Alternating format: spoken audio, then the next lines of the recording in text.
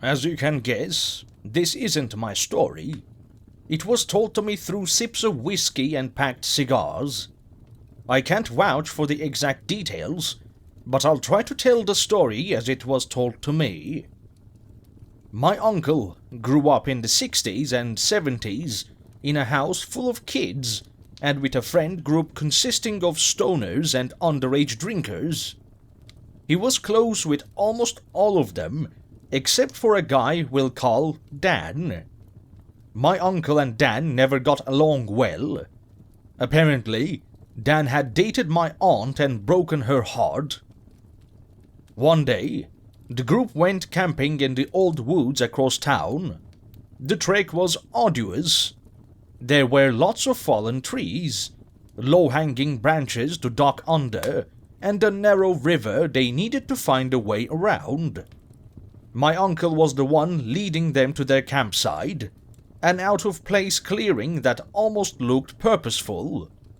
When retelling this story, he said they had been complaining all the way there, but became practically awestruck at the sight. The clearing was more of a meadow. Beautiful flowers and tall, luscious trees formed a large ring around them as they unloaded their packs. It took them until dusk to fully set up their camp for the next 3 days. The group huddled around a campfire as night fell, telling stories and reminiscing about childhood long into the night. Someone had snuck some whiskey into their pack and was passing it around to everyone. There was when my uncle heard the tale about a cave nearby. The story talks about a group of kids who went hiking in the mountains, only for one of them to return. Shell-shocked and traumatized, the kid was never able to tell the police exactly where to find his 2 friends. A hush fell over the group, and unease spread. Something about that story unsettled even my uncle, a known skeptic. The group called an early night and turned in for restless sleep. My uncle had a dream that night. In his dream, he was the young child from the story. He was trekking up a steep incline, followed by 2 of his friends, Susan and Fred. It had just rained, and the mud was slippery under their boots. He looked back at the 2 following his lead and said something inaudible as a flash of lightning crashed nearby. Soon, booming thunder shook the very ground they walked on. The 3 marched onward as dark clouds loomed overhead, threatening to unleash a mighty downpour. After what felt like hours of walking in place, the earth leveled out as they reached a small clearing. The 3 children stood facing the mouth of a cave, and when they peeked inside, a sharp drop-off beckoned them closer. Susan grabbed my uncle by the arm, but her voice was drowned as another flash of lightning was followed by more roaring thunder. The darkness urged my uncle ever closer. Arm-like tendrils reached for him out of the darkness as he took another step toward the cliff edge. He could hear whispers from the pit. The voices yearned incessantly for a sacrifice. My uncle awoke from his nightmare with sweat rolling down his back and labored breathing. The sun had yet to rise, and all that was heard was the gentle snoring from his friends in the neighboring tents. Deciding he needed a breather, my uncle crawled out of his tent and into the warm night air, admiring the stars that were clearer and brighter than he'd ever seen, like tiny, faraway flashlights in the sky. "Beautiful, aren't they?" said a soft voice beside him, snapping him from his thoughts as he turned to face Susan. "I've never seen the stars this bright." "Yeah, they're really something else," he smiled at Susan. "What did you think of that story?" she said abruptly, turning to my uncle with a curious gaze. "The one about the kids?" he asked, He had almost forgotten the story and the dream that followed. Dan always has good stories, doesn't he? I guess. He paused before recalling his strange dream. I had a nightmare. A look of wonder dawned on Susan's face. You too? Her attention was no longer on the stars. My uncle looked at her questioningly. Are you messing with me? What? No, I had a nightmare too. I woke up in a cold sweat and everything. Susan put her hands up defensively.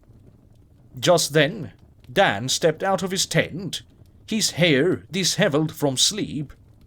The two stared at him as he rubbed his eyes. You two out loud talkers, you know, he spoke with a yawn. I think you're just a light sleeper, Susan said, rolling her eyes. Dan shrugged and sat in one of the fold-up chairs surrounding the now burnt-out campfire. He looked up at the stars. Man, would you look at that? He smiled. I was just saying the same thing, my uncle said, sitting beside Dan. Susan stayed standing, but looked up at the stars too. The three stayed like that for a few minutes, enjoying the cold breeze that the night brought. Susan placed an arm on Dan's shoulder and yawned. That story gave us nightmares. She smiled down at him. Dan seemed proud of himself and looked over at my uncle. You too, Thomas? My uncle only nodded, breaking his gaze from the stars to look at his feet. Yeah, it was strange, he said. We were walking up the trail to that cave. Susan, me, and Fred.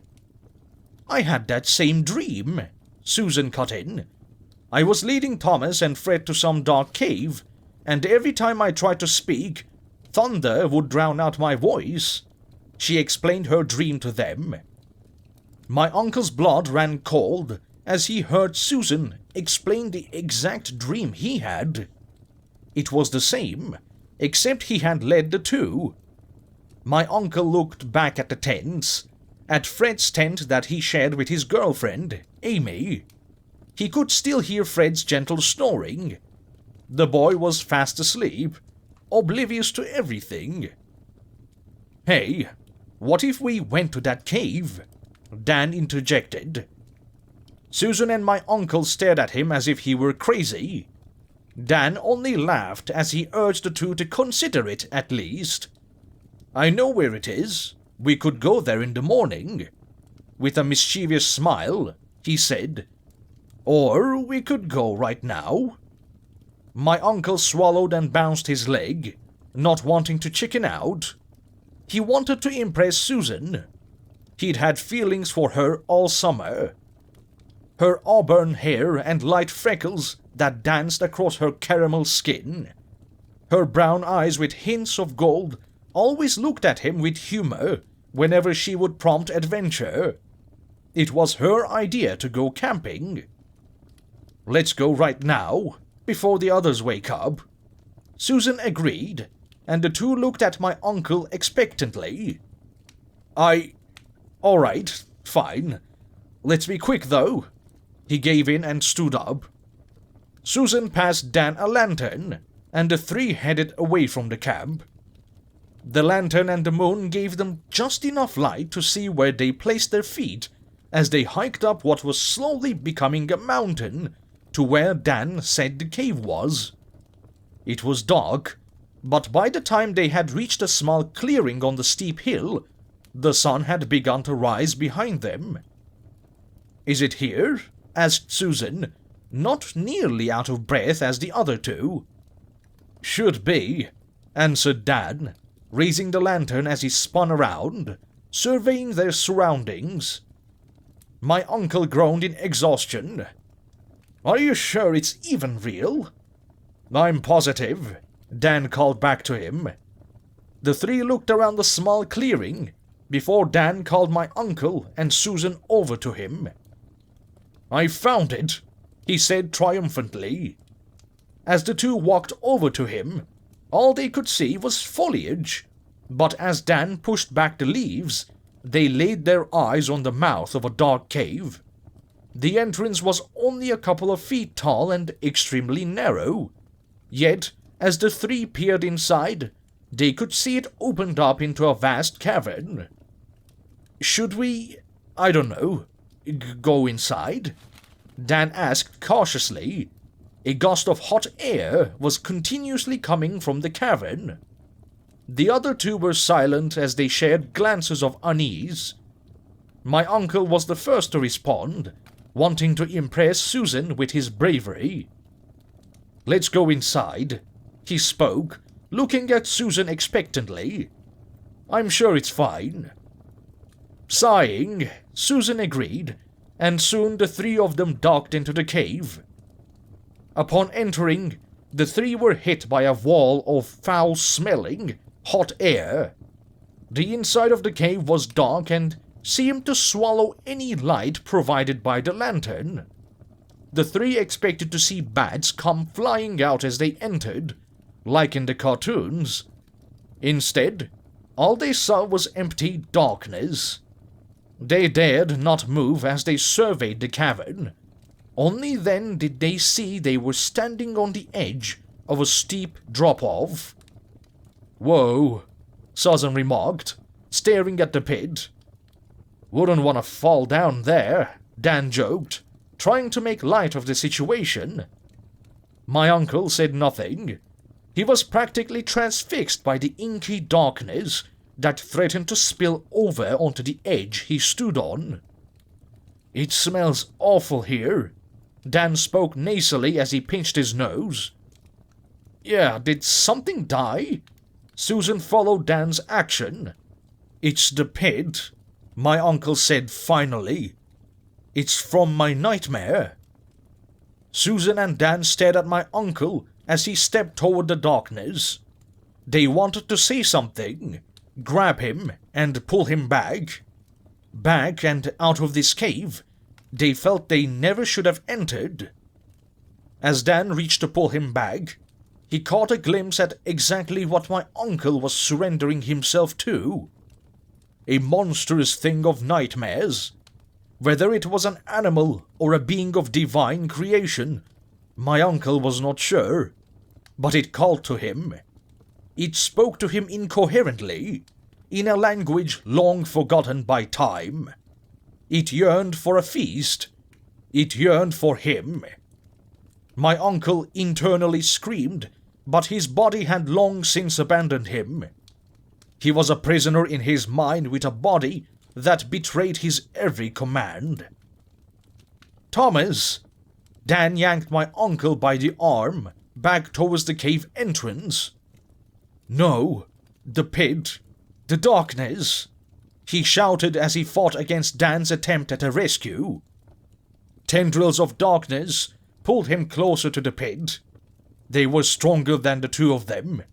Yet, in one last attempt to gain control over his body, my uncle decided the pit needed to be fed, or else it would not let the three go.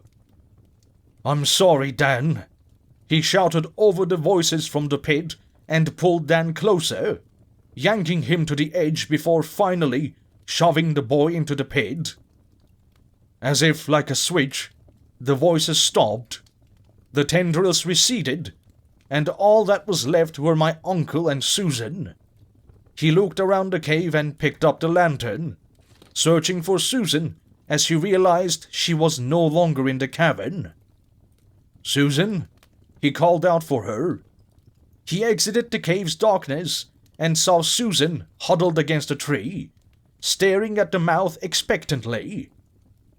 The two said nothing to each other as they trekked down the mountain, sharing only glances in a silent agreement that what happened back there would never be spoken of. At least, that was until now. As I said, I cannot vouch for the events of this story. My uncle is an old, couch-hopping drunk who, although I love him, isn't known to be the most coherent man. I hope you all enjoyed this story.